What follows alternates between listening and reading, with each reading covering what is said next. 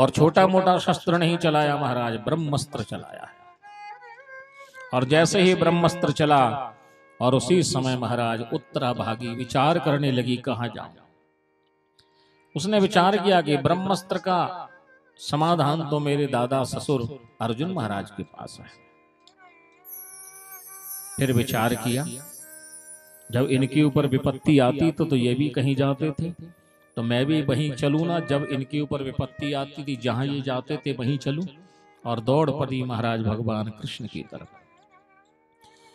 पाहि पाहि महायोगिन्यो देवदेव जगतपते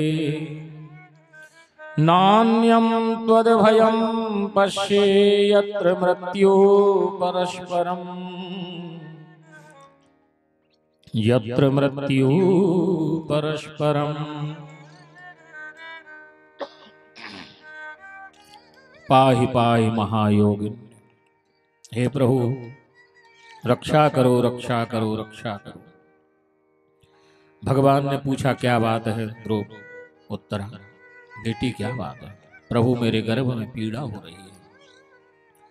मुझे लगता है किसी ने शक्ति का संधान किया है। भगवान श्री कृष्ण ने अंगुष्ठ मात्र का रूप बनाया और उत्तरा के गर्भ में महाराज भगवान ने प्रवेश किया है। बालक की रक्षा की भगवान ने वहां पर गर्भ में प्रवेश करके। संत डोंगरी महाराज बड़ी प्यारी बात बोलते थे इस प्रसंग में। भगवान चाहते तो बाहर रह करके भी रक्षा कर लेते, वो तो सब कुछ कर सकते हैं। कर्तुम अकर्तुम अन्यथा कर्तुम, असंभव को भी संभव कर सकते हैं। लेकिन भगवान ने यहाँ गर्भ में गए हैं। भगवान किसी के गर्भ में कभी नहीं जाते हैं। रामायण में भी, भागवत में भी, महाभारत में भी कई प्रसंग में भगवान ने जब जब अवतार लिए हैं गर्भ में भगवान आए हैं। ये माया से आभास कराया है भगवान ने, आए नहीं, आभास कराते हैं भगवान माया के माध्यम से। क्योंकि भगवान गर्भ में इसलिए नहीं आते, जो गर्भ में आता है उसका जन्म होता है, और जिसका जन्म होता है उसकी मृत्यु भी होती है। भगवान का ना तो जन्म होता है ना मृत्यु होती है भगवान की। भगवान तो प्रकट होते हैं और जो प्रकट होता है वो अंतर ध्यान होता है भगवान। लेकिन आज गर्भ में गए हैं, यहाँ पर लिखा है महाराज गर्भ में जाकर उस बालक की रक्षा की। और गर्भ में भगवान इसलिए नहीं जाते क्योंकि गर्भवास नरकवास के समान है। माँ के गर्भ में महाराज सिवाय गंदगी के है क्या। और माँ के गर्भ में ही नहीं, हम जितने मनुष्य जीव जंतु प्राणी हैं इस शरीर के भीतर सिवाय गंदगी के कुछ नहीं है प्यारे। कभी एकांत में बैठ करके चिंतन करना। हमारे शरीर में नव छिद्र है, नव द्वार वाली नगरी है। पुरंजन उपाख्यान में बताया है ये नव द्वार वाली नगरी है। नव द्वार में से एक द्वार से भी पवित्र वस्तु नहीं निकलती। कारण क्योंकि भीतर अपवित्रता ही अपवित्रता भरी हुई है। आंख हो, नाक हो, कान हो, कुछ भी हो। इसलिए तो गोस्वामी जी ने कहा क्षितिजल पावक गगन समीरा पंच तत्व ये अधम शरीरा। ये अधम शरीर है क्योंकि इसमें पवित्रता जैसी कोई चीज नहीं है महाराज, पवित्र है। इसलिए आप पूरे ग्रंथ पढ़ लीजिए। भगवान कभी ये नहीं कहते कि तू मुझे निर्मल तन प्रदान कर दे, भगवान कहते तू मुझे निर्मल मन प्रदान कर। उनको मालूम है कि निर्मल मन जन सो मोहि पावा, मोहि कपट छल छिद्र न भाव। निर्मल मन की मांग करते हैं परमात्मा, जब जब करते हैं मन की मांग करते हैं, तन की नहीं करते हैं। जननी जनक बंधु सुत दारा, तन धन भवन सुहद परिवारा। सबके ममता ताग बटोरी, मम पद मन ही बांध बर डोरी। मम पद मन ही बांध बर डोरी। मेरे पद में अपने मन की डोर बांधे। मन, तन नहीं। तन निर्मल हो ही नहीं सकता हमारे। कितना भी साबुन लगा लो, कितना भी घिस लो, कितना क्रीम पाउडर लगा लो, कुछ भी कर लो, कुछ नहीं होने वाला। ये तन तो स्वच्छता के लिए और स्वस्थता के लिए हमको पवित्र करना पड़ता है। क्योंकि इसमें जो बहुत सारी अपवित्रता संसार की रहती हैं। जब ठाकुर जी की सेवा करें तो सेवा में हो, शरीर को पवित्र करके चले जाए, बस वही उतनी देर की बात है। माँ की मन ही असली पवित्र करना है, निर्मल तो मन ही करना है। शरीर के अंदर सिवाय गंदगी के कुछ नहीं है। उत्तरा के गर्भ में भगवान गए, शरीर के भीतर नरक जैसा स्थान है। नरक में गंदगी, भगवान ने यहाँ पर संकेत किया है कि मैं कभी गर्भ में नहीं जाता, कभी नरक में नहीं जाता, लेकिन कभी मुझे अपने भक्त की रक्षा करना पड़ जाए तो नरक में भी चला जाऊंगा, लेकिन भक्त की रक्षा वहां भी करूंगा जाकर के। भक्त की रक्षा के लिए भगवान कहीं भी जाने को तैयार है। कई कई लोग महाराज यही सोच करके, भक्त के लिए भगवान ने तो क्या क्या कहा है पुराणों में महाराज, भक्त के लिए बहुत कहा है भगवान। मोरे मन अस दृढ़ विश्वासा, राम ते अधिक राम कर दासा। राम से अधिक राम का दास भगवान। सातवीं भक्ति, सात अवसव मोहि में जग देखा, मोते संत अधिक कर लेखा। भक्तों को, संतों को अपने से बड़ा बताया है। कल चर्चा चल रही थी, साधु कौन जो सादा है। एक बार किसी ने कहा महाराज पूजन पाठ कर लें तो भक्त बन जाए। मैंने कहा नहीं प्यारे, भक्त की बहुत बड़ी परिभाषा है। एक क्षण भी जो परमात्मा से विभक्त ना रहे वही भक्त है। भक्त हैं प्रहलाद जी महाराज, भक्त हैं हनुमान जी महाराज। एक क्षण भी भगवान से विभक्त नहीं रहते, परिस्थिति कोई भी आ जाए। प्रहलाद जी पर भी बहुत दुख आया महाराज, लेकिन एक क्षण भी भगवान को बिसरे नहीं। मैंने तो कईयों को देखा है कि भगवान का भजन करते हैं, पूजन करते हैं, मंदिर जाते हैं, पाठ करते हैं, ये करते हैं, और जब करते करते कोई काम नहीं बना तो उसी दिन से पूजा बंद। बोले कोई काम के ही नहीं है भगवान। अरे तुम काम के लिए कर रहे थे पूजा भगवान की। कई ऐसे परिवार देखे, कई लोगों को देखा। प्रहलाद जी महाराज इतनी विपत्ति आवे, इतनी विपत्ति। एक बड़ी प्यारी बात किसी ने कही है, दुख से रोने से घबराना कभी नहीं चाहिए। बोले क्यों? बोले प्यारे जीवन का प्रारंभ ही रोने से शुरू हुआ है। जीवन का प्रारंभ ही रोने से शुरू हुआ है, इससे घबराना क्या? दुख में और रोने में क्या घबराना? शुरुआत ही जीवन की रोने से हुई। पैदा हुए रोए, कबीरा जब हम पैदा हुए जग हंसा हम रोए, ऐसी करनी कर चलो हम हंसे जग रो। यहां पर वर्णन है महाराज, परीक्षित महाराज मां के गर्भ में है, उत्तरा के गर्भ में भगवान ने रक्षा की है, बालक का बाद में जन्म हुआ है। कहते हैं भगवान श्री कृष्ण कुछ दिन के लिए वहीं रुक गए। कुंती माता ने भगवान से प्रार्थना की थी। ठाकुर जी जाने लगे तो कुंती जी सामने खड़ी हो गई, भगवान से प्रार्थना कर रही हैं, कृष्णाय वासुदेवाय देवकी नंदनाय च नंद गोप कुमाराय गोविंदाय नमो नमः। नमः पंकज नाभाय नमः पंकज मालिने नमः पंकज नेत्राय नमस्ते पंकजांग्रये। नमः पंकज नाभाय नमः पंकज मालिने। आप कमल नाभ है, नाभि से कमल निकला है।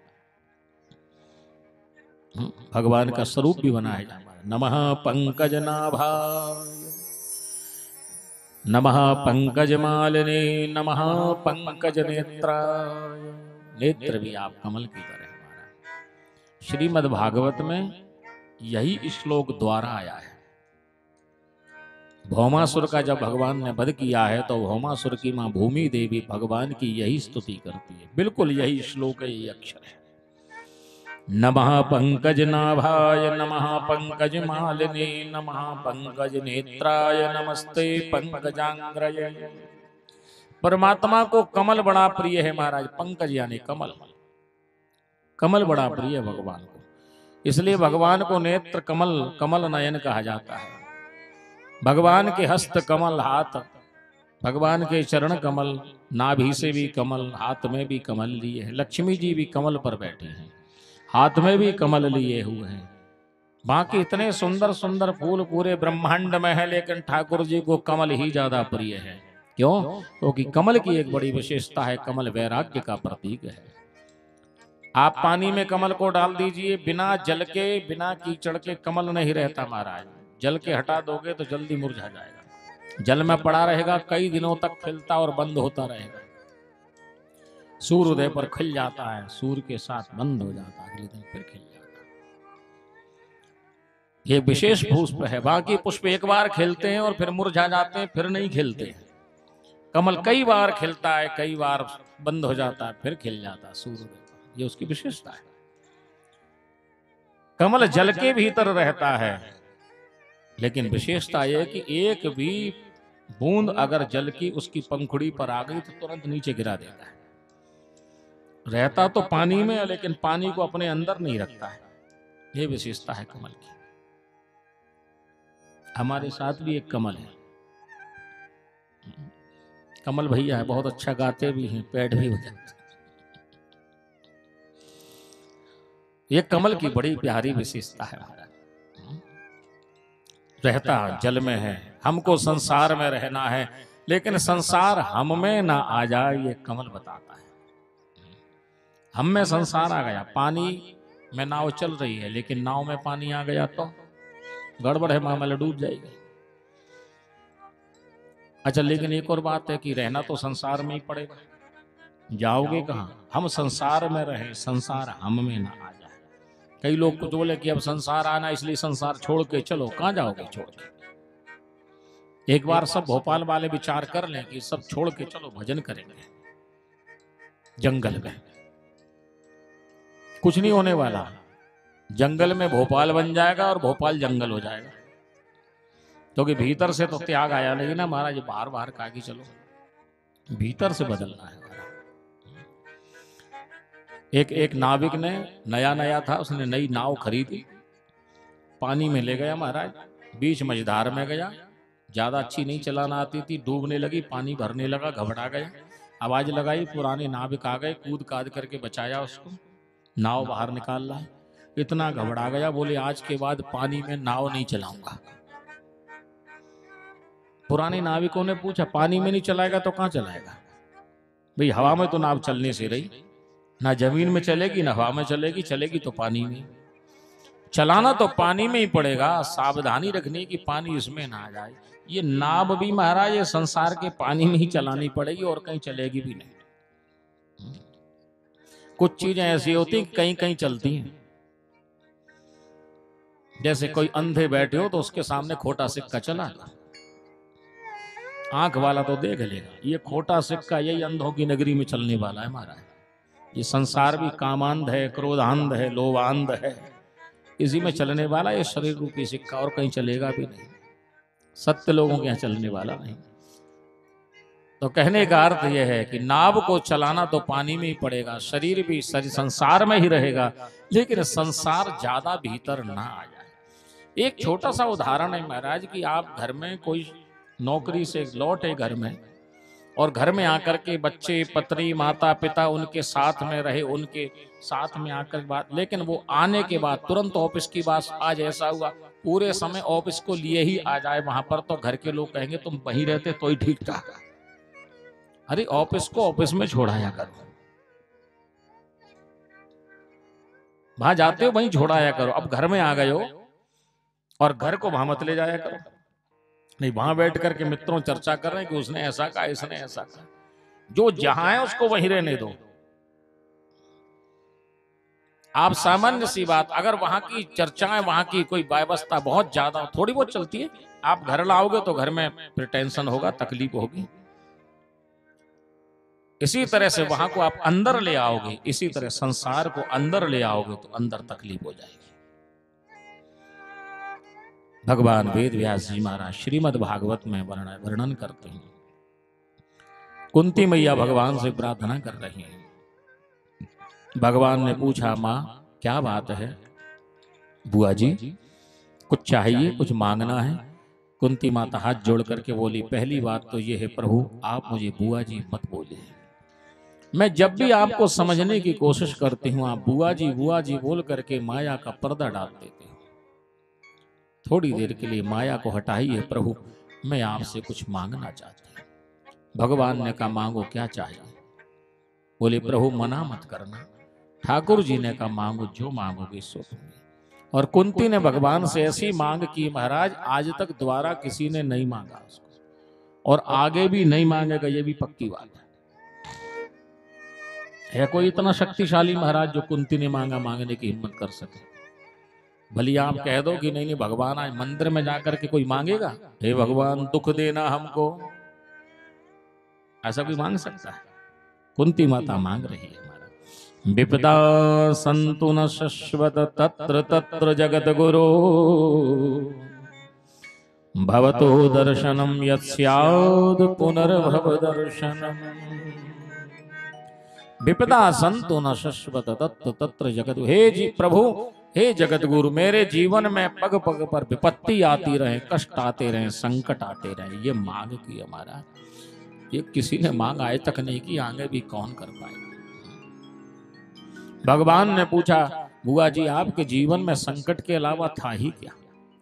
युवा अवस्था में पांडु महाराज ने शरीर छोड़ दिया, जब आपके पुत्रों को राज्य मिलना था तो वनवास मिल गया, तुम्हारे पुत्रों को जहर के लड्डू खिला करके मारने का प्रयास किया गया, लाक्षागृह में जलाने का प्रयास किया गया, भरी सभा में आपकी पुत्र वधु द्रौपदी को जो है वस्त्रहीन करने का प्रयास किया गया।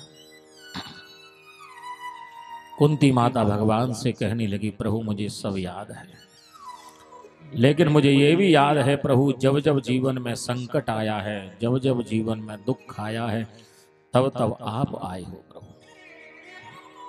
आज जीवन में सुख आ गया, संपत्ति आ गई, वैभव आ गया, मेरे बेटों को राज्य मिल गया और आप जा रहे हो, तो मैंने अर्थ यही निकाला कि जीवन में जब जब संकट आया है तब तब गोविंद आए हैं, और आज सुख आया है तो गोविंद जा रहे हैं। इसलिए प्रभु संकट दे दो, दुख दे दो, जिससे आप बार बार मेरे जीवन में आते रहो। कुंती माता भगवान से बहुत प्रेम करती है, इतना प्रेम ना तो युधिष्ठिर जी करते हैं, जिसका रथ चलाया वो भी उतना नहीं करते महाराज जो कुंती माता करते हैं। श्रीमद् भागवत में कुंती मैया, रामचरित्र मानस में दशरथ जी महाराज, ऐसा प्रेम है इनका महाराज। भगवान श्री राम चले गए, दशरथ जी ने प्राण छोड़ दिए महाराज। भगवान श्री कृष्ण परम धाम गए, ये बात अर्जुन संदेश लेकर के आए, वैराग्य हो गया महाराज, इतना वैराग्य हो गया। अर्जुन, नकुल, सहदेव, भीम, द्रौपदी, युधिष्ठिर महाराज, अब जीने से कोई अर्थ नहीं है, अब सब छोड़ दिया महाराज। परीक्षित को राज्य दे करके तपस्या करने हिमालय में चले गए, अभी तक जीवित हैं, हिमालय में जा रहे हैं तप करने के लिए महाराज। लेकिन कुंती जी को जैसे ही मालूम पड़ा कि श्री कृष्ण परम धाम चले गए, क्या कहा, इतना सुना कृष्ण गए, हा कृष्ण बोलते बोलते कुंती धड़ाम से गिर पड़ी महाराज और प्राण त्याग कर दिया। ऐसा प्रेम कुंती जी सामान्य नहीं, जो मांग रही है उसमें यथार्थ है। बोले जब जब जीवन में कष्ट आया है तब तब आप आए हो प्रभु, मैं आपके बिना नहीं रह सकती। भगवान श्री कृष्ण ने कहा मैया ये वरदान कैसे दे दूं, लेकिन मेरे जाने से तुम्हें दुख है तो मैं रुक जाता हूं। भगवान रुक गए हैं वहां पर कुछ समय के लिए प्रभु रुके। प्रातः काल हुआ, भगवान जो है भीष्म पितामह के पास पहुंचे हैं। भीष्म दादा बाणों की शैया पर पड़े हुए हैं, बाण लग गए हैं उनको। और बाण की शैया जब भी कोई हम सुनते थे, जब हम छोटे थे सुनते थे शैया ऐसी बिछी होगी, ये नहीं थी महाराज। ये छाती में बाण लगे थे, पेट में बाण लगे थे, मस्तक में, भुजाओं में, पैर में, और बाण इधर से उधर निकल गए थे, आर पार हो गए थे, और भीष्म दादा गिर पड़े थे। ऐसे बाण की शैया बन गई थी उनकी महाराज। अब तो रक्त भी बहते बहते सूख गया है, कितना बहेगा। भीष्म जी को ये वरदान प्राप्त है कि जब तक नहीं चाहोगे तुम्हारी मृत्यु नहीं होगी। भीष्म जी प्रतीक्षा कर रहे हमारा। और उसी समय भीष्म दादा ने देखा दूर से भगवान युधिष्ठिर, नकुल, सहदेव, अर्जुन सब चले आ रहे हैं। भगवान को देख करके भीष्म दादा वंदन करने लगे। सा देव देवो भगवान प्रतीक्षताम् कलेवरं यावदिदं हिनोम्यहम् प्रसन्नहासारूढलोचनो लसन् मुखाम्बुजो ध्यानपतश्चतुर्भुजः सा देव देवो भगवान प्रतीक्षताम्। हे देवों के देव, अब आप मेरी प्रतीक्षा करें, अभी तक मैं आपकी प्रतीक्षा कर रहा था। सा देव देवो भगवान प्रतीक्षताम्, जब तक ये शरीर से प्राण नहीं निकल जाए तब तक आप मेरी प्रतीक्षा करना। मैं जब से पड़ा हूं बाण सैया पर आपकी प्रतीक्षा कर रहा हूं। बड़ी प्यारी बात और है महाराज, यहाँ पर भगवान का जब आगमन हुआ है, पर्वतो नारदो धौम्यो भगवान बादरायण बृहदश्वो भरद्वाज सशिष्यो रेणुका सुतः। पर्वत मुनि पधारे, नारद मुनि पधारे, भगवान वेद व्यास जी पधारे, भरद्वाज मुनि पधारे, सशिष्यो रेणुका सुत भगवान परशुराम जी भी आ गए। आज तक कोई नहीं आया था, आज भगवान आए हैं तो सब आ गए महाराज। ये कथा संकेत करती है कि जिसके जीवन में भगवान आ जाएं उसके जीवन में बड़ी बड़ी विभूतियां अपने आप चली आती है महाराज। आप किसी मंत्री को बुलाओ तो कई बार समय लेना पड़ता है, कई बार पीए से बात करनी पड़ती है, लेकिन कहीं आप की परिचित ऐसा हो कि आपका मुख्यमंत्री या प्रधानमंत्री पहचान का हो और वो आपके कार्यक्रम में आ जाए, तो फिर 2 4 10 20 मंत्री अपने आप बिना बुलाए पीछे चले आएंगे। एक बड़ा कोई आ जाए तो उसके पीछे अपने आप आ जाएंगे। हम किसी को मनावे, किसी को बुलावे, लेकिन एक बार जीवन में भगवान आ जाएं तो दुनिया की सारी वैभव संपत्ति, बड़े बड़े महापुरुष भगवान के अपने आप आ जाएंगे उनके पीछे। यहाँ पर सही भगवान आए हैं तो बड़े बड़े संत महात्मा पधारे हैं। पर्वतो नारदो धौम्यो भगवान बादरायण, वेद व्यास जी भी पधारे हैं महाराज। बृहदश्वो भरद्वाज सशिष्यो रेणुका सुतः, अपने शिष्यों के साथ परशुराम भगवान भी पधारे। भीष्म दादा भगवान की स्तुति करने लगे, प्रार्थना करने लगे, प्रभु ऐसे ही प्रतीक्षा मैं कर रहा था, अब आप मेरी प्रतीक्षा करिए। नेत्रों में आंसू आ गए, प्रभु मुझे मालूम था कि आप जरूर आएंगे, मैं आपकी ही प्रतीक्षा कर रहा था। कहते हैं महाभारत के युद्ध में भीष्म पितामह के पास दुर्योधन नित्य जाता था कि आप सेनापति हैं हमारी सेना के, पांडव सेना में 5 जीवित हैं और हम 100 में से प्रतिदिन कम होते जा रहे हैं, आप क्या कर रहे हो? भीष्म दादा ने कहा जितनी सामर्थ्य है पूरी सामर्थ्य से लड़ रहा हूं। दुर्योधन ने आक्षेप लगा दिया, आप सामर्थ्य से लड़ते तो पांडव जीवित नहीं रहते। दुर्योधन तुझे लग रहा है लेकिन ऐसा नहीं है, मैं जिस पक्ष में खड़ा हूं उसी का पक्ष लेकर लड़ रहा हूं। दुर्योधन ने कहा तो हम तो मारे जा रहे हैं भाई, कम हो रहे हैं, वो 5 में से 1 भी नहीं कम होता। और आपके सामने तो अर्जुन कितनी बार आता है, मारते क्यों नहीं? भीष्म जी समझा रहे हैं कि कैसे बताऊं तुझे, अर्जुन को मारना आसान नहीं है। और जब ज्यादा महाराज आक्षेप लगाया तो भीष्म जी आवेश में आ गए, कहने लगे तुझे ज्यादा डर लगता है तो एक काम कर, तेरी सुरक्षा हो जाए ऐसी व्यवस्था करता हूं। आज सायंकाल के समय जब मैं ध्यान में बैठूं उस समय तेरी पत्नी आकर के मुझसे आशीर्वाद ले, मेरे मुंह से जो वाणी निकलती है वो अक्षरशः सत्य होती है। उस समय तेरी पत्नी को अगर अखंड सौभाग्यवती का आशीर्वाद मिल गया तो फिर तू तो सुरक्षित हो जाएगा। और अर्जुन की बात रही तो कल मैं तुझे वचन देता हूं कि अर्जुन अगर मेरे सामने आया मैं उसका वध कर दूंगा। दुर्योधन ने कहा नहीं मार पाए आप तो, बोले एक ही केवल शक्ति बचा सकती है, बोले श्री कृष्ण कल अगर जो है शस्त्र धारण करेंगे तो अर्जुन को बचा पाएंगे, वरना या तो कल कृष्ण अपनी प्रतिज्ञा तोड़ेंगे या कल अर्जुन का वध होगा। दुर्योधन तो बड़ा प्रसन्न हो गया, दोनों काम अपनी मर्जी के हो गए। कृष्ण प्रतिज्ञा तोड़ेंगे नहीं, अर्जुन मरेगा और मैं भी सुरक्षित हो जाऊंगा। शाम के समय अपनी जब युद्ध विराम हो जाए, धर्म युद्ध है महाराज, रात्रि में कोई आक्रमण नहीं करता था किसी पे, एक दूसरे के कक्ष में, एक दूसरे के शिविर में भी चले जाते थे। क्योंकि युद्ध का जब प्रारंभ हुआ तो पहला ही शब्द आया, धर्म क्षेत्रे कुरुक्षेत्रे समवेता युत्सव। धर्म क्षेत्र है, कुरुक्षेत्र है। वो तो आखिरी में महाराजा अश्वत्थामा ने ऐसा किया है कुछ छुप करके, लेकिन कभी सोते में किसी को नहीं मारा। वर्णन आया है महाराज, दुर्योधन ने अपनी पत्नी से कहा, भानुमति नाम है, जाओ दादा के महल में उनसे आशीर्वाद ले आओ। चल दी भीष्म जी के महल में। भगवान श्री कृष्ण को मालूम पड़ गया ये भानुमति जा रही है दादा के महल में आशीर्वाद लेने। बीच में पहुंच गए, भाभी जी प्रणाम। भानुमति ने भी प्रणाम का अभिवादन किया। भगवान ने पूछा, कहाँ जा रही हो भाभी जी? बोले, दादा के महल में हमारे पति देव ने कहा है कि आशीर्वाद ले आओ। भगवान कृष्ण हंसने लगे, कहने लगे, तुम्हारे पति देव तो युद्ध कर करके बोरा गए हैं। अरे दिन भर के थके हुए आएंगे भीष्म दादा, अभी भगवान के भजन पूजन में स्नान आदि से निवृत्त होंगे। घर के आदमी चाहे जब आशीर्वाद ले लेना। ऐसा समझाया कि उसको वापस लौटा दिया। द्रौपदी के पास पहुंचे, बोले चल, कहां चलना है? भगवान ने कहा कि आज प्रश्न नहीं करना, केवल करना है। कई लोग क्या करते, प्रश्न बहुत करते हैं, करते कुछ नहीं है।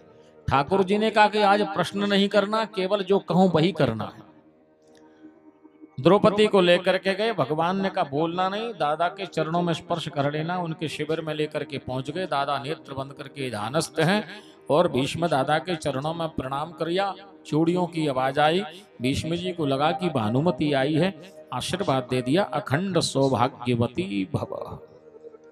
द्रौपदी पूछ बैठी, दादाजी आशीर्वाद सत्य होगा ना?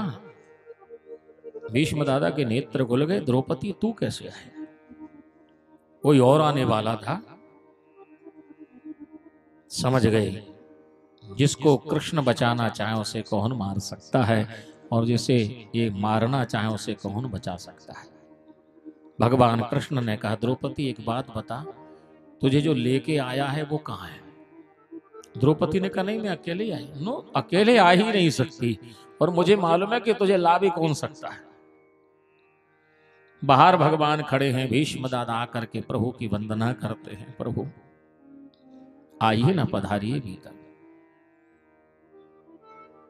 भगवान ने कहा, दादाजी आपने प्रतिज्ञा की है कि अर्जुन का वध करेंगे या मुझसे शस्त्र उठवाएंगे। आपने दुर्योधन को बचाने के लिए। बोले क्या करूं प्रभु, मैं तो फंस गया हूं। अब आज तो आपने कर लिया, अब कल की कल देखेंगे। कहते हैं भीष्म दादा युद्ध के समरांग भूमि में महाराज जब पधारे हैं, भगवान कृष्ण अर्जुन का रथ लेकर के पहुंच गए। दोनों में संवाद हुआ, युद्ध प्रारंभ हुआ। महाराज आज भीष्म दादा कराल अग्नि की तरह भयंकर रूप धारण करके युद्ध कर रहे हैं। महाराज अपनी प्रतिज्ञा याद आ गई उनको। महाराज बाण पर बाण इतने प्रचंड बाणों का प्रहार किया कि अर्जुन आज अपने बाण को निकालते हैं, तब तक तो भीष्म जी का बाण आकर के टकरा जाता है।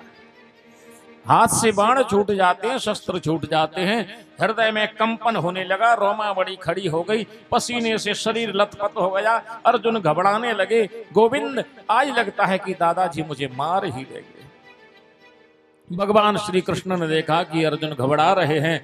भगवान रथ की लगाम छोड़ करके नीचे कूद पड़े। एक टूटे हुए रथ का पहिया पड़ा हुआ है, प्रभु ने रथ का पहिया उठाया और दौड़े चक्र की तरह बना करके भीष्म।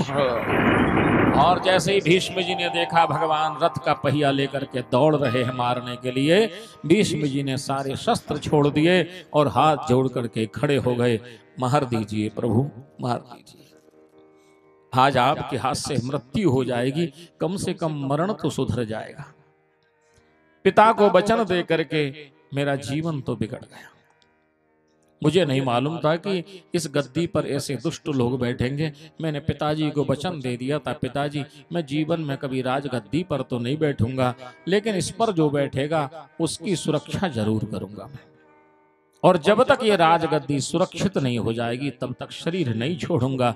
अभी तक मुझे सुरक्षित नहीं दिख रही, लेकिन प्रभु आप मार दीजिए। ये जीवन तो बेकार हो गया, लेकिन मृत्यु संभर जाएगी। भगवान ने रथ का पहिया भी नीचे फेंक दिया। भीष्म दादा कहने लगे, प्रभु मारा क्यों नहीं आपने? भगवान, मुझे मालूम है आपने मुझे मारने के लिए रथ का पहिया नहीं उठाया था। नेत्र में अश्रुपात हो गया उनके, रोने लगे। अगर आप मुझे मारना चाहते तो वहीं बैठ करके भी मार सकते थे, मुझे मालूम है। भ्रकुटि विलास सृष्टि लय होई, जो क्रोध करके देख ले तो सारी सृष्टि को खत्म कर दे, वो मुझे मारने के लिए रथ का पहिया उठाएगा? नहीं मारा। आपने मुझे मारने के लिए रथ का पहिया नहीं उठाया था। मुझे मालूम है कि आपने मेरी प्रतिज्ञा रखने के लिए रथ का पहिया उठाया था। अर्जुन को तो आप मारने नहीं दोगे, मुझे मालूम है। मेरी प्रतिज्ञा ना टूट जाए। मैंने आवेश में प्रतिज्ञा कर ली थी ना प्रभु, लेकिन प्रभु आपकी प्रतिज्ञा टूट गई, मेरी तो रह गई। भगवान कहने लगे, मेरी प्रतिज्ञा का क्या है भीष्म, टूट गई तो टूट जाने दो।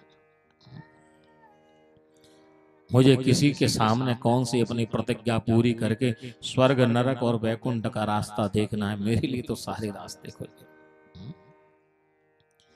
भीष्म दादा नेत्र भराए, बोले प्रभु प्रतिज्ञा टूट गई आपकी। भगवान ने कहा कि ये प्रतिज्ञा टूटी दिख रही है, लेकिन मेरी एक अखंड प्रतिज्ञा है जो कभी नहीं तोड़ता मैं। भीष्म जी ने कहा, महाराज आपकी कौन सी अखंड प्रतिज्ञा है? इससे भी बड़ी कोई प्रतिज्ञा है? अपनो मान टले टल जाए, पर भक्त का मान न टलते देखा। अपनो मान टले टल जाए, पर भक्त का मान न टलते देखा। प्रभु को नियम बदलते देखा। अपना मान भले टल जाए पर भक्त का मान ना टले, ये मेरी अखंड प्रतिज्ञा है। भक्त की प्रतिज्ञा ना टूट जाए, भक्त का मान ना टूट जाए। जिसको भ्रकुटि विलास मात्र से सकल विश्व को पलते देखा, उसको गोकुल के गोरस पर 100 बार मचलते देखा। जिसकी कृपा मात्र से महाराज सारा ब्रह्मांड तृप्त होता है, पलता है, आज गोकुल के गोरस पर मचलता है। गोपिया कहती है, नाचो गोपाल तुम्हें गोरस खिलाओ। गोपाल नाचते गोरस के लिए, मक्खन के लिए, दही के लिए, उसके लिए नहीं, प्रेम के लिए। परमात्मा को वंदन कर रहे हैं भीष्म दादा। भगवान श्री कृष्ण ने देखा भीष्म दादा के लिए समय पूर्ण हुआ है। उसी समय सूर्य उत्तरायण हुए, मकर गत हुए सूर्य महाराज हर साल। और देखो बड़ा संयोग भी है, सूर्य मकर के हुए, हमारी कथा उसी दिन से 15 को हुए, 16 से प्रारंभ है। ये ठाकुर जी की बड़ा विशेष मुहूर्त होता है महाराज, ये सूर्य उत्तरायण का। सूर्य उत्तरायण होते हैं, एक महीना माघ का महीना महाराज, बड़े बड़े ऋषि आते हैं। और यही सूर्य जब उत्तरायण हुए थे, उसी समय याज्ञवल्क्य ऋषि माघ के महीने में तीर्थराज प्रयाग में पधारे थे। सारे ऋषि मुनि एक महीने बाद चले गए। भरद्वाज मुनि बसहि प्रयाग, भरद्वाज जी महाराज वहीं रहते थे। याज्ञवल्क्य जी उनके आश्रम में रुके, विदा लेकर के जाने लगे। भरद्वाज जी ने चरणों में सिर रख दिया, गुरुदेव आपसे कुछ सुनना चाहता हूं, आप जाइए नहीं। क्या सुनना चाहते हो? बोले राम कथा सुनना चाहता हूं। याज्ञवल्क्य जी ने राम कथा सुनाई है भरद्वाज मुनि को महाराज, यही सूर्य उत्तरायण के समय। भागवत की कथा भी या भगवान की कृपा संयोग से अनवरत चलती रहती है, लेकिन यहाँ ऐसा संयोग बना कि सूर्य उत्तरायण हुए और उसके अगले दिन कथा प्रारंभ हुआ। ये भी अपने परमात्मा की कृपा से संयोग बनता है महाराज। मुहूर्त वहूर्त तो ज्यादा देखा नहीं, तारीख देखी कि ये तारीख चाहिए और हो गया आलम हमारा। योग लगन ग्रह वार तिथि सकल भय अनुकूल, चर अरु अचर हर्ष जत राम जन्म सुख। 5 अंग है, पंचांग है महाराज। भगवान आवे तो पंचांग अनुकूल हो जाता है। जीवन में विचार सदविचार अच्छा हो तो सारी पंचांग के मुहूर्त अपने आप अच्छे बन जाते हैं। आज उत्तरायण हुए, सूर्य नारायण महाराज भीष्म दादा अपने प्राणों का त्याग करते हैं। भगवान से प्रार्थना की थी अंत समय में संहारने के लिए जरूर आना महाराज। आज भीष्म को दर्शन देने भगवान पधारे हैं।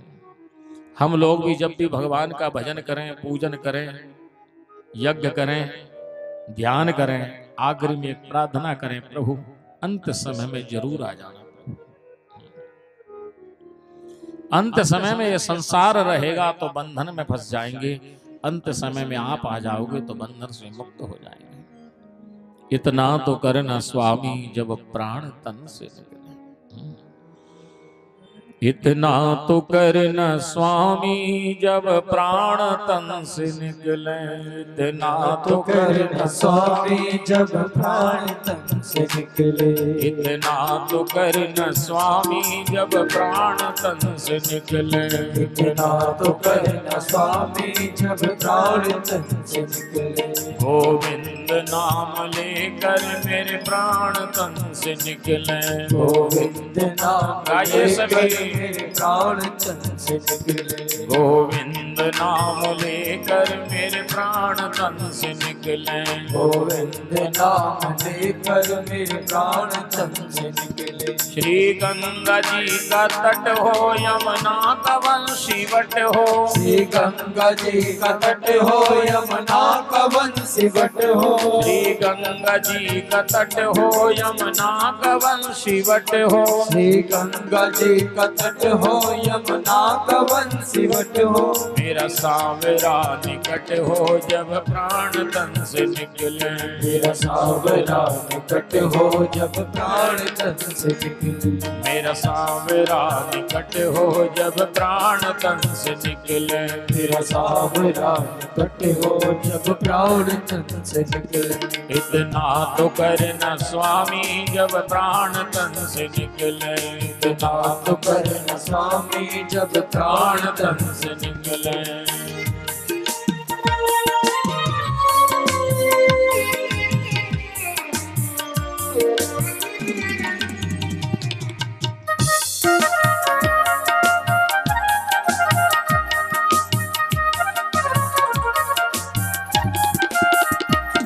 उस वक्त जल्दी आना नहीं श्याम भूल जाना, उस वक्त जल्दी आना नहीं शाम भूल जाना, उस वक्त जल्दी आना नहीं श्याम भूल जाना, उस वक्त जल्दी आना नहीं शाम भूल जाना। राधे को साथ लाना जब प्राण तन से निकले, राधे को साथ लाना जब प्राण तन से निकले, राधे को साथ लाना जब प्राण तन से निकले, राधे को साथ लाना जब प्राण तन से निकले। इतना तो करना स्वामी जब प्राण तन से निकले, इतना तो करना स्वामी जब प्राण तन से निकले।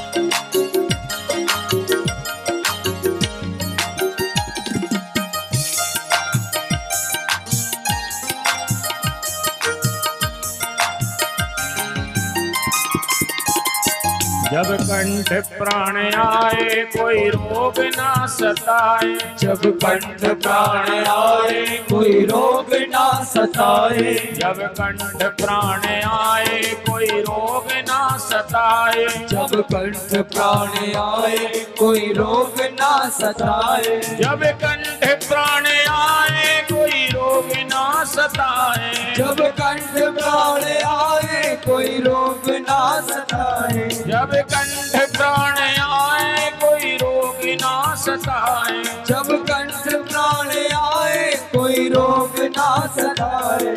यम दर्शना दिखाए जब प्राण तन से निकले, यम दर्शना दिखाए जब प्राण तन से निकले। इतना तो करना स्वामी जब प्राण तन से निकले, इतना तो करना स्वामी जब प्राण तन से निकले। ये हो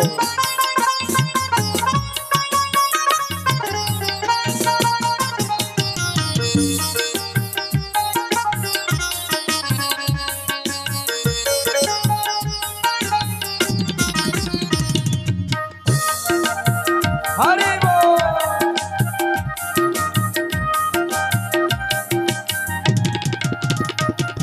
एक भक्त की है अर्जी खुद गर्ज की है गर्जी, एक भक्त की है अर्जी खुद गर्ज की है गर्जी। एक भक्त की है अर्जी खुद गर्ज की है गर्जी, एक भक्त की है अर्जी खुद गर्ज की है गर्जी। आगे तुम्हारी मर्जी जब प्राण तन से निकले, आगे तुम्हारी मर्जी जब प्राण तन से निकले।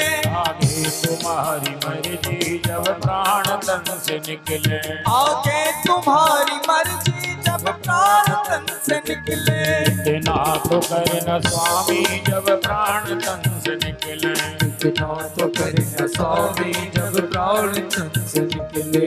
गोविंद नाम लेकर मेरे प्राण तन से निकले, गोविंद नाम लेकर मेरे प्राण तन से निकले।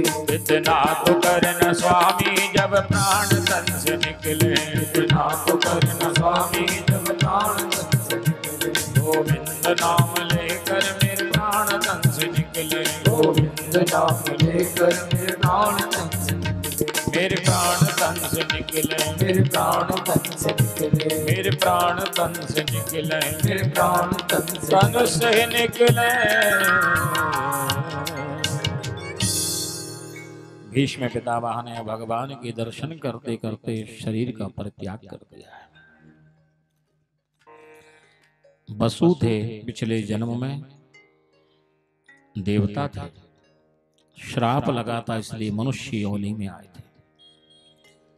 भीष्म जी का चरित्र जो है ना, हम संसार के प्राणियों को समझ में आ जाए तो बहुत सारे क्लेश खत्म हो जाए, दुख खत्म हो जाए। भीष्म जी के चरित्र को महाभारत में बड़े विस्तार से, भागवत में संक्षेप में, देवी भागवत में और बढ़िया विस्तार से। ये वसु थे पिछले जन्म में। भीष्म जी का पूरा चरित्र आप जो है महाभारत में पढ़ेंगे, जीवन भर इस महापुरुष ने कोई गलत काम नहीं किया। युवा अवस्था में महाराज इतना बड़ा प्रण कर लिया था इस महापुरुष ने। पिताजी शांतनु मृगया करने के लिए, आखेट करने के लिए जंगल में गए। वहां पर एक कन्या को देखा, मुग्ध हो गए, मोहित हो गए। इनकी पत्नी थी पूर्व में गंगा, और गंगा इनको छोड़ के जा चुकी थी। घर में कोई पत्नी नहीं थी। गंगा से पुत्र हुआ था जिसका नाम था देवव्रत। कहते हैं जब गए तो उस पर मोहित हो गए और उससे विवाह का प्रस्ताव रख दिया। वो एक मछुआरे की बेटी थी, नाम था सत्यवती। पहले नाम था मत्स्यगंधा, अब सत्यवती नाम है उसका। दासराज है, सेवक है, और उसकी बेटी है। जाकर के उसने कहा, शांतनु ने कहा, हम तुमसे विवाह करना चाहते हैं।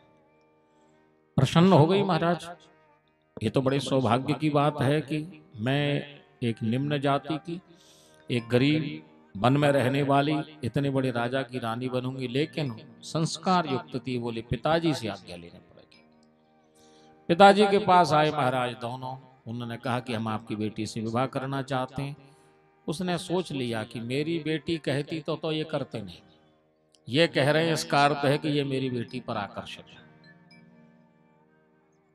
और कहा जाता कि प्रेम तो अंधा होता है, इसका लाभ उठाया जाए।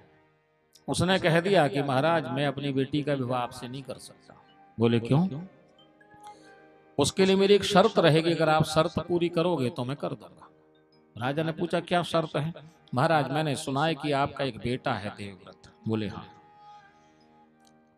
जब ये बेटा बाद में, अभी तो बड़ा है, युवावस्था में है, और जब आप राज्य का परित्याग करेंगे तो अपने बेटे को राज्य देंगे। बोले हाँ, योग्य है वो? नहीं महाराज, अगर आप मुझे ये वचन देते हैं कि मेरी बेटी से जो बेटा होगा आप उसे राज्य देंगे, तब तो मैं विवाह करता हूं अपनी बेटी का। मेरी बेटी, वरना मेरी बेटी और मेरे इस नाती को कौन पूछेगा। राजा को बात पसंद नहीं आई, वापस आ गए महाराज, उदास होकर के लौटे, बहुत उदास रहने लगे कई दिनों तक। देवव्रत पितृ भक्त है महाराज, उसने पूछा पिताजी क्या बात है, आप उदास क्यों रहते हैं? बहुत पूछा, नहीं बताया। अंत में महाराज उन्होंने गुप्तचरों से और जो सेवक गया था साथ में सारथी, उससे पता लगा लिया ऐसी ऐसी बात है। गए देवव्रत, वहां जाकर के उस मत्स्यगंधा के सत्यवती के पिता से कहा, मैं तुम्हें वचन देता हूं, मैं राज्य नहीं लूंगा, राज्य तुम्हारे बेटे को ही मिलेगा, तुम मेरे पिता से विवाह कर लो। ये बात जब महाराज उसने सुनी तो जो उसके पिताजी थे उसके मन में और लोभ जागृत हो गया। ये तो आसानी से मान गया, और मांगा जाए इससे। होता है ना कई बार, जो चीज आसानी से मिल जाती है तो हमको लगता है कि नहीं नहीं नहीं, ये तो और ज्यादा। कभी कभी लोग जाते हैं बाजार में, एक आदमी गया बाजार में, पूछा क्यों ये चीज कितने की है? 100 रुपए की। 80 में नहीं दोगे? दुकान खोल रहा था, उसने कहा ठीक है भैया 80 में ले जाओ। उसको लगा शायद मैंने ज्यादा बोल दी, 70 में नहीं दोगे? आप ही ने तो 80 बोला था। नहीं नहीं 70 में देते हो। उसने कहा चलो ठीक है ले जाओ। उसको लगे तो आसानी से मान गया। 50 में नहीं दोगे? भाई साहब आप ही बार बार बात बदल रहे हो, आप ही ने फिर 80 बोला, 70 बोला, 50 बोला। नहीं 50 में देना हो तो बोलो। अब एक काम करो, दुकान खोल रहे तुम, चलो ले जाओ 50 में। उसको लगा ये तो 50 में भी तैयार हो गया, आसानी से तैयार हो गया ये, मतलब और कम हो सकता है। 40 में नहीं दोगे? दुकान वाला खिस्सिया गया महाराज। एक काम करो तुम फ्री में ले जाओ। बोल पड़ा तो फिर 2 दे दो। फ्री में ले जाओ तो 2 दे दो। तो जो चीज आसानी से मिल जाती है लगता है कि ये तो ठीक नहीं है, और कम करना। महाराज उसके पिता ने कहा कि तुम तो राज्य नहीं लोगे और मेरे इस बेटी के बेटे को राज्य मिल जाएगा, लेकिन तुम्हारा विवाह तो पहले हो जाएगा ना, क्योंकि तुम बड़े हो। इसके बेटा होगा, फिर बड़ा होगा, तब विवाह होगा। इसका अर्थ है कि तुम्हारी संतति पहले जन्म ले लेगी, मेरी बेटी के बेटा संतति बाद में होगी। बोले हाँ ये तो स्वाभाविक है। तो तुम नहीं लोगे राज्य, लेकिन तुम्हारे बेटे को भविष्य में राज्य मिलेगा, मेरी बेटी के बेटे को नहीं मिलेगा। इतनी दूर की सोच ली उसने। अगर तुम ऐसा वचन देते हो कि तुम्हारा बेटा भी राज्य नहीं लेगा, तो मैं तैयार हूं। देवव्रत ने कहा कि मैं बेटे की गारंटी कैसे, उसका विश्वास कैसे अपना दिला सकता हूं? पता नहीं मेरी अवस्था क्या होगी, क्या होगा। बोले नहीं तो फिर नहीं। देवव्रत पिताजी से इतना प्रेम करते थे, उन्होंने कहा अगर ऐसी बात है तो आज ये देवव्रत प्रतिज्ञा करता है, आकाश के देवताओं को साक्षी मान करके, माँ गंगा को साक्षी मान करके प्रतिज्ञा करता है कि जीवन भर ब्रह्मचारी रहेगा, विवाह करेगा ही नहीं, ना राज्य लेगा ना विवाह करेगा। जितना भी राज्य संपत्ति मिलेगी तुम्हारी संतति को ही मिलेगी। और ऐसी भीषण प्रतिज्ञा कर ली महाराज। संस्कृत में भयंकर को कहते हैं भीष्म, इसलिए उनका नाम पड़ गया भीष्म। पहले नाम था देवव्रत। भीष्म प्रतिज्ञा कर ली उन्होंने, विवाह ही नहीं करेंगे, राज्य ही नहीं लेंगे, और जब तक सुरक्षा करते रहेंगे। ये कथा हमको दिख रही है सामने कि भीष्म जी ने प्रतिज्ञा करी है, भीष्म जी ने धर्म से जीवन जिया है, भीष्म जी विवाह नहीं करेंगे। लेकिन असली कथा कुछ और है महाराज। असली कथा यह है कि भीष्म पितामह पिछले जन्म में वसु थे, ध्यो नाम के वसु। 8 वसु होते जिनको अष्ट वसु कहते हैं, पूजा में भी आते हैं उनके नाम अष्ट वसु। ये 8 वसु एक बार अपनी अपनी पत्नियों को लेकर के पृथ्वी पर भ्रमण करने के लिए आए और वशिष्ठ जी के आश्रम में गए। वशिष्ठ जी के आश्रम में गुरुदेव थे नहीं, थी माता थी अकेली, और माँ ने जो है वशिष्ठ जी की जो पत्नी है, और उन माँ ने उनका बड़ा स्वागत किया, बड़ा सत्कार किया। भोजन कराया, सुंदर आसन दिया, जो कुछ भेंट मांगी उनको प्रदान किया। ये बड़े आश्चर्य में पड़ गए, ये इस जंगल में जो है आश्रम में, और इतना वैभव, जो मांगा सो मिला। पूछने लगे, माँ आपके पास इतनी संपत्ति, इतना वैभव, जो मांगो कहां से आया? बोले हमारे पास इस समय कामधेनु गाय है, और कामधेनु गाय की विशेषता होती है कि जो इससे मांगो वो तत्काल देती है, लेकिन हमको संसार के कल्याण के लिए, हवन यज्ञ के लिए मिली, अपने भोगों के लिए नहीं मिली। आप लोग अतिथि के रूप में आए थे, इसलिए आपका स्वागत किया गया। ध्यो नाम की वसु की पत्नी जिद पड़ गई, बोले गाय अपन ले चलो। मांगी महाराज, मां अरुंधति से मना कर दिया उन्होंने, नहीं हम नहीं दे सकते, ये तो देव कार्य के लिए है, संसार के कल्याण के लिए है। लेकिन महाराज वो जिद पड़ गई। त्रिया हट, 4 हट होते हैं संसार में, एक राज हट, राजा हट कर ले, एक बाल हट, एक त्रिया हट, एक योगी हट। योगी हट में पड़ जाए, हट में पड़ गई, नहीं आप तो ले चलो कैसे भी। महाराज वो अपने काम में लगे, उनको मालूम है यहाँ तो कोई गलत काम करता ही नहीं है, तो बाकी 7 तो कुछ नहीं बोले। महाराज वो 8 बात ध्योता पत्नी में इतना आसक्त हो गया महाराज, उसके कहने में इतना आ गया, और महाराज नाराज हो गई, तो वो बेचारा डर गया। उसने तुरंत महाराज गाय को चुपचाप से खोला और चोरी करके ले गया। 7 भी संग संग चले गए। बीच में गुरुदेव वशिष्ठ मिल गए। गुरुदेव ने देखा कामधेनु गाय को कौन ले जा रहा है, पूछा तो मालूम पड़ा कि ये वसु चुरा करके लाए हैं, क्योंकि ये तो किसी को आज्ञा नहीं ले जाने की। हाथ में जल लेकर के वशिष्ठ भगवान क्रोधित होकर के श्राप देते, जाओ मनुष्य जैसा कर्म करते हो, देवता होकर के मनुष्य योनि को प्राप्त होगे। 7 घबरा गए महाराज, चरणों में गिर पड़े, हमने कुछ नहीं किया, ये ध्यो ने, यही ने गड़बड़ की है महाराज, हमको तो व्यर्थ में श्राप मिल गया 8 को। गुरुदेव वशिष्ठ ने कहा कि तुमने कुछ नहीं किया, लेकिन तुमने मूक समर्थन किया है, तुमने रोका नहीं इसको, रोक सकते थे तुम, रोकना चाहिए था। ये तुम्हारा मूक समर्थन, चोरी करके जा रहे हो, उसी के संग आ रहे हो और उसी के संग जा रहे हो, इसका अर्थ है कि तुम्हारी भी हिस्सेदारी है।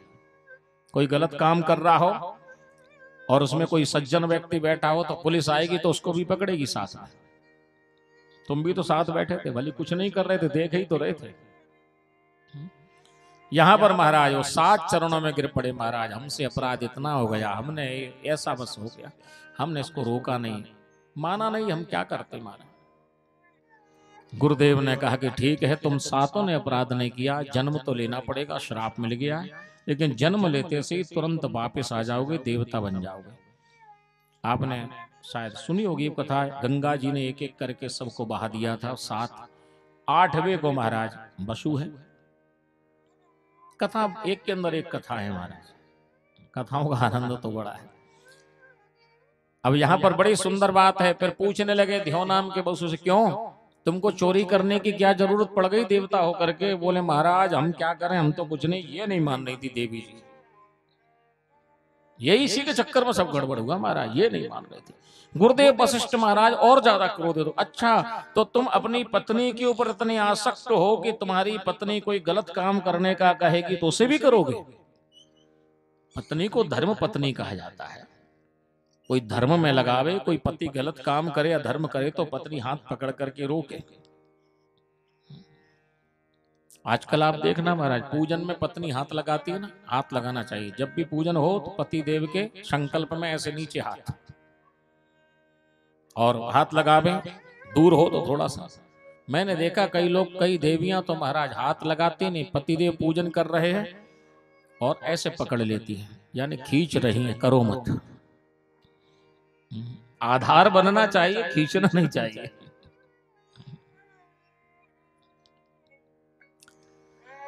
भगवान वशिष्ठ जी कहने लगे कि तुमने जो है ये अपराध किया है। ये और दूसरा अपराध, पत्नी के कहने में इतने आसक्त हो, एक श्राप और दे दिया कि पत्नी के कहने में तुम इतने आसक्त हो, श्राप देता हूं अगले जन्म में तुमको पत्नी का सुख प्राप्त नहीं होगा। इधर हम समझ बैठे, भीष्म जी ने प्रतिज्ञा की है आजीवन ब्रह्मचारी रहूंगा। क्यों नहीं रहोगे भैया, श्राप पहले से ही मिला हुआ है, पुराना श्राप मिला है कि तुम्हारा विवाह होगा ही नहीं। हमको सामने दिख रहा है कि भीष्म जी ने प्रतिज्ञा की है, लेकिन सत्य तो यह है कि ये तो पहले से ही निश्चित है प्यारे। पुराना सब निश्चित है महाराज। सब हम जो है जो देख रहे हैं संसार में, कोई ऐसा संभव है ही नहीं। जो दिख रहा है वही सत्य नहीं है। बहुत बड़ी इसके पीछे महाराज गाथा है, कर्म की गाथा है। जो जैसा कर्म करेगा फल भोगना पड़ेगा। इसी जन्म में भोगना पड़ेगा, नहीं तो अगले में भोगना पड़ेगा, नहीं तो अगले में। कई जन्मों तक का प्रारब्ध जुड़ा होता है प्यारे। भीष्म जी ने शरीर त्याग कर दिया, भगवान श्री कृष्ण ने जो है उनको परम गति प्रदान की है, पुण्य देव स्वरूप प्रदान किया है। श्री सूत जी महाराज वर्णन करने लगे, भगवान श्री कृष्ण द्वारका पधारे हैं और उसके पश्चात में भगवान जब परम धाम गए हैं तो पांडवों ने जो भी है हिमालय की ओर प्रयाण किया है। उत्तरा के गर्भ से जो बालक हुआ था उसका नाम परीक्षित रखा गया है। परीक्षित जी महाराज ने धर्म से शासन किया है। श्रीमद् भागवत में वर्णन है और एक प्रेम सागर ग्रंथ है, उसमें भी वर्णन आया है कि परीक्षित जी का शासन इतना धर्मयुक्त था कि एक ही घाट पर सिंह और गाय पानी पीते थे। परीक्षित जी के धर्म के प्रभाव से सिंह गाय पर आक्रमण नहीं कर सकता था। ये धर्म का प्रभाव था।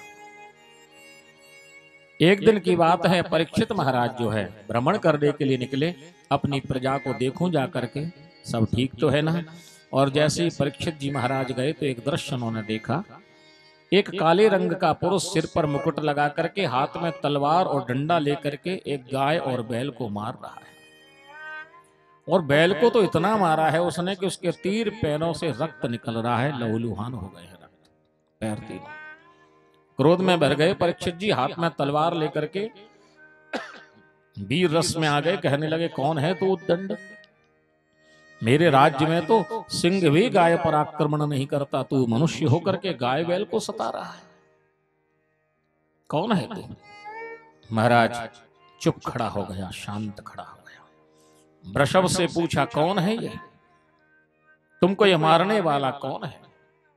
किसने दुख दिया है तुमको? वृषभ बोलने लगे, महाराज मैं क्या बताऊं किसने दुख दिया है मुझे। कोई दुख का कारण कर्म को कहता है, कोई दुख का कारण समय को कहता है, कोई दुख का कारण किसी व्यक्ति को कहता है। मैं क्या बताऊं किसने? ये समय का प्रभाव है, किसी व्यक्ति का प्रभाव है, या मेरे कोई कर्म का प्रभाव है।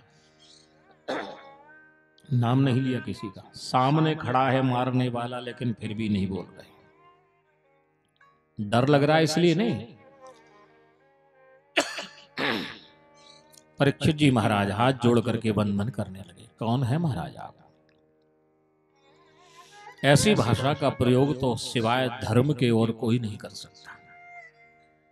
सामने मारने वाला खड़ा है और उसके बाद भी उसका नाम ना बता करके उसको छुपा रहे हैं और कह रहे हैं कि किसको बताऊं मैं। कोई कर्म को, कोई समय को, कोई व्यक्ति को दोष लगाता है। हम सब यही करते हैं। कोई काम बिगड़ जाए, क्या करें भैया, सामने वाले ने धोखा दे दिया। नहीं तो फिर क्या करें, भाग्य में ही नहीं था, कोई कर्म ही नहीं ऐसा मारा, ऐसा कोई कहेगा समय अनुकूल नहीं था। कालई कर्मई ईश्वर ही मिथ्या दोष लगा।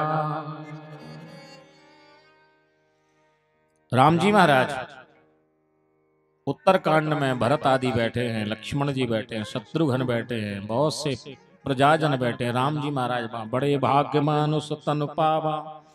राम जी ने ज्ञान दिया है जी महाराज। सुर दुर्लभ सद ग्रंथन गावा, साधन धाम मोक्ष कर द्वारा, पाय न जे परलोक संभारा, ते कृतघ्न दुख पावहि, सिर धुन धुन पछताए, कालई कर्मई ईश्वर ही मिथ्या दोष लगा।